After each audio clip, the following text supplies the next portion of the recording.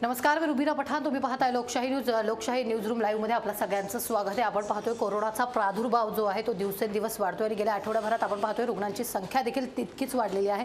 काल मुख्यमंत्र्यांनी देखील जनतेशी संवाद साधलेला आहे. लॉकडाऊन लावायचे की नाही हे तुम्हीच ठरवायचं, कारण कोरोनाच्या प्रत्येक नियमांचं पालन करणं तितकंच गरजेचं आहे, कारण कोरोनाचे रुग्ण वाढत आहेत. आणि तुमच्या शहरात तुम्ही खबरदारीचा उपाय म्हणून काय करता? प्रत्येक नागरिकाने आपल्या घरात काय सुरक्षितता सध्या करायला सुरुवात केलेली आहे आपण थेट जाणून घेणार. औरंगाबादवरून आपले प्रतिनिधी सचिन बळे आपल्याबरोबर जोडले गेलेले आहेत. सचिन, औरंगाबादकर खबरदारीचा उपाय म्हणून काय करतायत?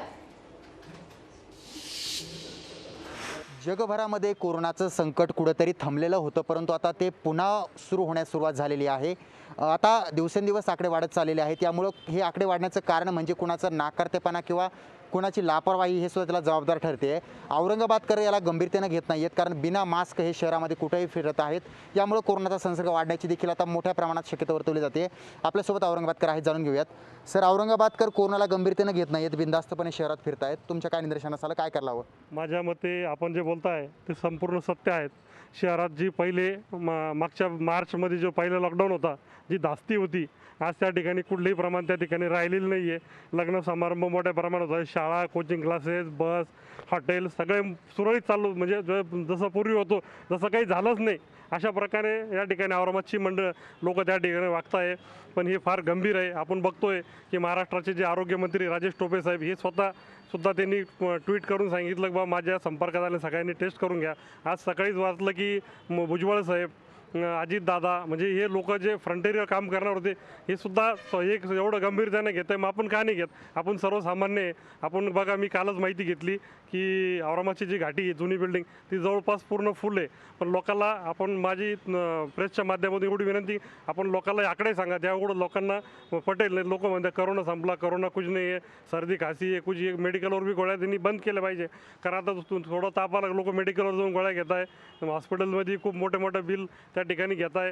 त्या ठिकाणी तरी तुम्ही त्या माझी एक अशी विनंती, एक आव्हान आहे की तुम्ही लोकांना जे दररोजचे जे आकडे आहेत ते सांगा. त्यामुळे लोकांना वाटेल की करोना त्या ठिकाणी ह्या ठिकाणी आहे. लोक न ऐकण्याचं कारण महत्त्वाचं असं आहे की जो गैरसमज पसरला जातो आहे, तो गैरसमज मुळात सामान्य माणसाच्या मनातला दूर झाला पाहिजे. त्याचं कारण असं की एक भयानक असा गैरसमज ग्राउंड लेवलला पसरलेला आहे की कोरोनाचा पेशंट सापडला की सरकारला किंवा शासनाला त्याच्यातून 1.5-2 लाख रुपये मिळतात.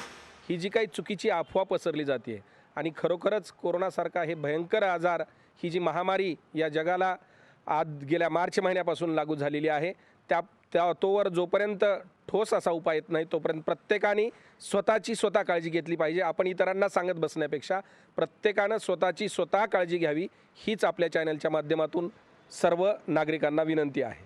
सर्वांनी आपापली काळजी घ्यायला हवी.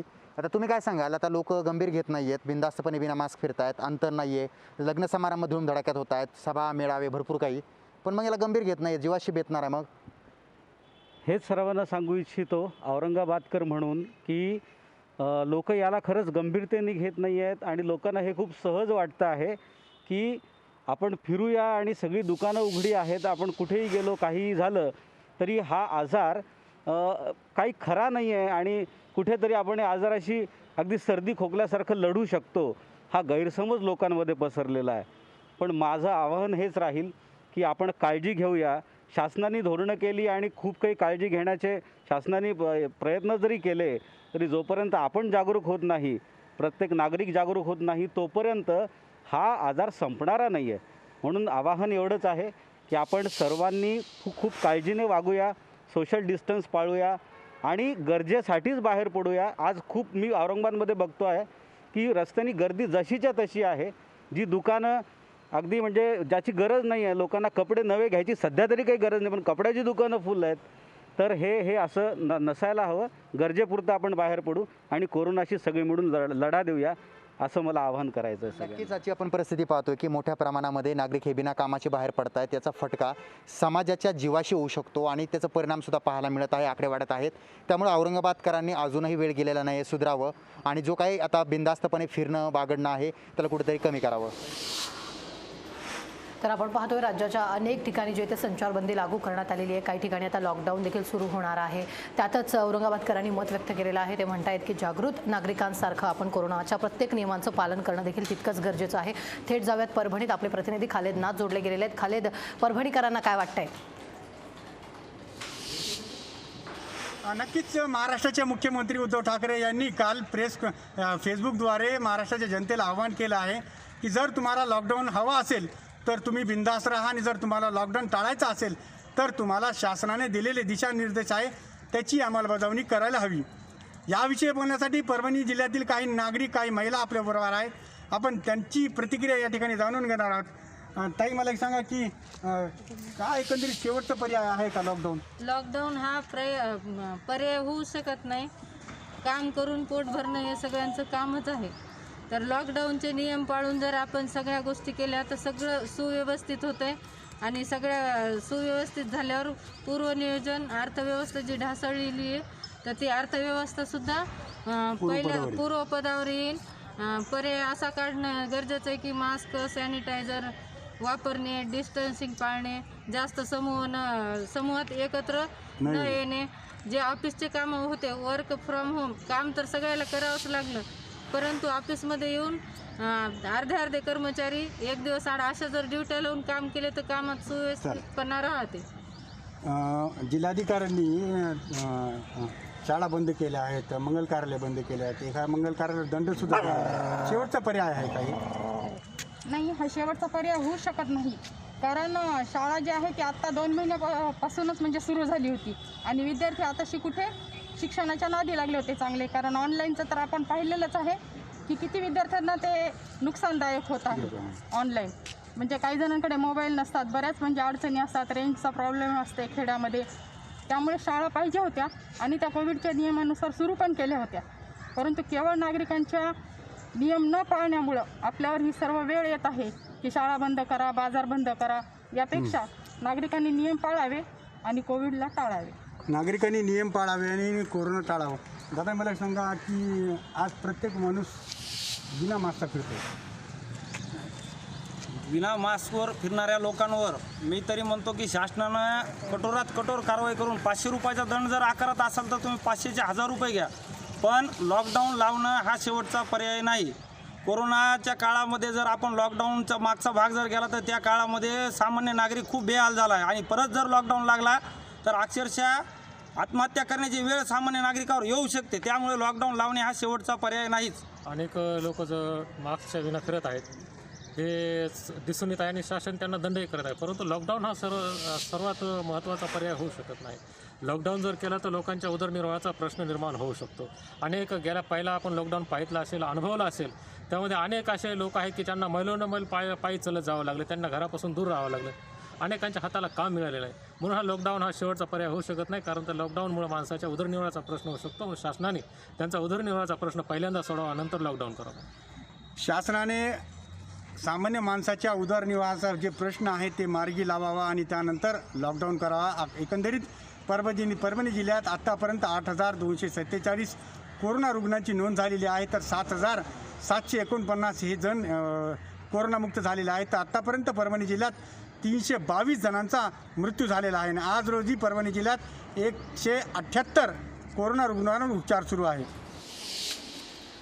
तर कोरोनाचे नियम पाळले तर कोरोना आपल्यापासून दूर राहू शकतो असं परभणीकरांचं मत आहे. थेट जाऊयात सांगलीत. संजय देसाई आपले प्रतिनिधी आपल्याबरोबर जोडले गेलेले आहेत. संजय, सांगलीकरांना काय वाटतंय? कोरोनाचा प्रसार आता पुन्हा एकदा होऊ लागलेला आहे. कालच मुख्यमंत्र्यांनी सांगितलेलं आहे की नागरिकांनी स्वतःची काळजी स्वतः करावं, नाहीतर मला पुन्हा एकदा लॉकडाऊन करण्याची वेळ आणू नका म्हणून. काही सुज्ञ नागरिक आपल्यासोबत आहेत, त्यांच्याकडून जाणून घेऊया की नेमकं बाबा कशा पद्धतीने कोरोनाची काळजी घेत आहेत आणि काय वाटते त्यांना. कोरोनाचा प्रसार पुन्हा एकदा वाढत आहे असं दिसत आहे. या पार्श्वभूमीवरती नागरिकांनी तर काळजी घेतलीच पाहिजे, परंतु प्रशासनानं पुन्हा एकदा दक्षता घेण्याची आवश्यकता आहे. सांगलीमधील परिस्थितीचा विचार केला असता फ्रंटलाईन वर्कर्सना वॅक्सिनेशन देण्याचं काम सुरू केलं होतं, परंतु जे डॉक्टर्स काम करत आहेत खाजगी डॉक्टर्स त्यांच्यासाठीचं वॅक्सिनेशन बंद केलं आहे. जर डॉक्टरांच्यासाठी वॅक्सिनेशन बंद केलं असेल तर ते उपचारासाठी पुढे येणार नाही आहेत.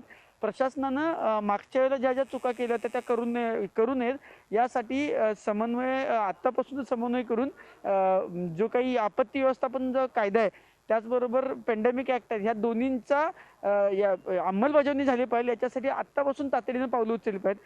प्रशासनानं त्यांच्या चुका लपवण्यासाठी लॉकडाऊन लोकांच्या माथ्यावरती मारू नये. जर प्रशासन व्यवस्थित वागायला लागलं, त्यांनी चांगल्या पद्धतीने जर नियोजन केलं तर निश्चितपणानं लॉकडाऊन करण्याची वेळ येणार नाही. म्हणजे प्रशासनाने जर का योग्य पद्धतीने व्यवस्थित वागलं तर लॉकडाऊन करण्याची पुन्हा येणार नाही असं त्यांनी सांगतात. आणखीन काही नागरिक आहेत, आपण त्यांच्याकडनं जाणून घ्या की बाबा सध्या कोरोनाची परिस्थिती वाढत चाललेली आहे, गर्दी करू नये, सॅनिटायझर वापरावे, डिस्टन्स पाळावा, हे त्यांच्याकडून आपण जाणून घ्या की नेमकं त्यांच्या काय भावना आहेत. लोकांनी सोशल डिस्टन्सिंग पाळलं पाहिजे, सॅनिटायझर वापर केला पाहिजे, मास्क कंपल्सरी वापरला पाहिजे व गर्दी टाळली पाहिजे. याची काळजी स्वतः घ्यावी. प्रशासनापेक्षा स्वतः काळजी घेऊन स्वतःचं संरक्षण स्वतः केलं पाहिजे, एवढंच मत आहे. म्हणजे नागरिकांनी स्वतः काळजी करणं गरजेचं आहे असं त्यांचं म्हणणं. आणखीन काही नागरिक आहेत त्यांच्याकडून जाणून घ्या आपण. लोकांनी स्वतः तर आहे केलंच पाहिजे, पण प्रशासनानं पण ह्याच्या गोष्टीकडे लक्ष दिलं पाहिजे की गर्दी जिथं होती आहे त्या गर्दीच्या ठिकाणी थोडंसं नियम कसे पाळले जातात, त्याची अंमलबजावणी कशी होते आहे हे बघितलं पाहिजे. आता सांगलीमध्ये भरपूर प्रमाणात गर्दी आहे आणि सोशल डिस्टन्सिंगचं पण पाळलं जात नाही आहे. मास्क पण अजून कुठं लोकांच्या पुढं दिसत नाही आहेत. त्यामुळं सगळ्याच गोष्टीमध्ये सगळा उल्हास आहे. तर सर्वांनी हीच काळजी घ्यावी की सॅनिटायझर आणखीन सोशल डिस्टन्सिंगची काळजी घेऊन मास्क वापरावे. मग आपण पाहिलात की नागरिकांच्या प्रतिक्रिया आहेत की बाबा सॅनिटायझर वापरायला पाहिजे, सोशल डिस्टन्स पाळायला पाहिजे. जर का असं केलं तर कोरोना कुठेतरी थांबेल, नाही तर त्याचा विपरीत परिणाम होण्याची शक्यता वर्तवली जाते. तर जागृत नागरिकांच्या प्रतिक्रिया यायला सुरुवातच झालेली आहे.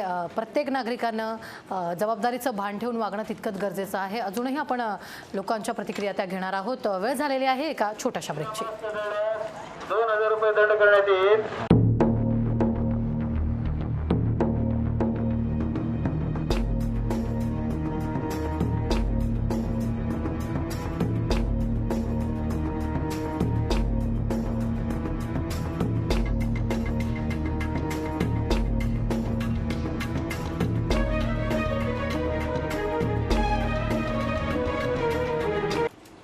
ब्रेकनंतर पुन्हा एकदा आपल्या सर्वांचं स्वागत आहे. आपण पाहतोय कोरोनाचा प्रादुर्भाव वाढत चाललेला आहे. मास्क वापरणं देखील तितकंच गरजेचं आहे. राज्यातल्या नागरिकांची आपण प्रतिक्रिया घेतो आहोत.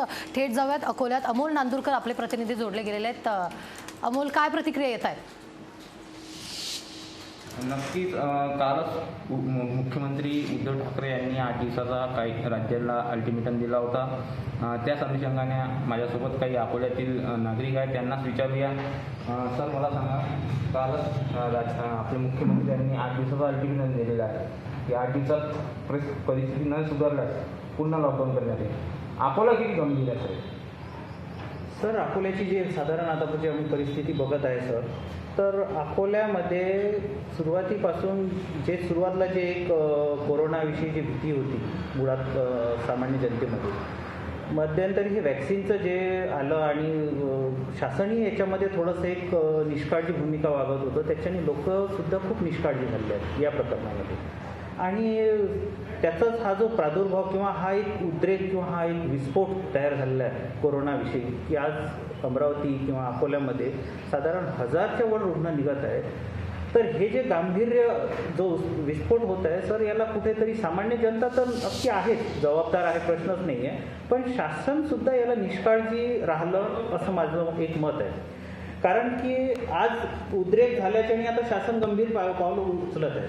माझं म्हणणं आहे की जर हा उद्रेक होण्याआधी शासनाने जे नियम होते एकदम शिथिल, शासन काय करत आहे की एकदम ब्रेक लावत आहे आणि एकदम रिलॅक्स करून देत आहे. तर त्यामुळे सुद्धा हा कोरोना वाढत आहे. शासनाने एकदम लॉकडाऊन केल्यापेक्षा त्याच्यात जो ब्रेक लावण्याचा आहे किंवा जे नियमावली आहे की जी वास्तव परिस्थिती आहे याच्यावर सुद्धा नियंत्रण ठेवायला पाहिजे, असं एक माझं मत. सर, तुमचं काय म्हणणं आहे? हे अकोला किंवा अमरावतीत जे कोरोना बाधिताचं जे प्रमाण वाढून राहिलं त्याकरता शासन आणि जे कोरोनाबाधित पेशंट आहेत हे त्याला जबाबदार आहे. कारण शासनाकडून किंवा वैद्यकीय यंत्रणेकडून ज्या लोकांना करोना होतो तो व्यक्ती होम क्वारंटाईन झाला की नाही किंवा त्याच्या घरातले सर्व हे करोनाबाधित झाले किंवा नाही याचे स्नॅप घेण्यात आलेले नाही. या पलीकडे जे होम क्वारंटाईन झालेले रुग्ण आहेत ते खरोखरच घरी उपचार घेतात की बाहेर घेतात किंवा खाजगी रुग्णालयात उपचार घेतात, याच्याकडून शासनाकडून कुठल्याही प्रकारचा फॉलोअप घेतला जात नाही.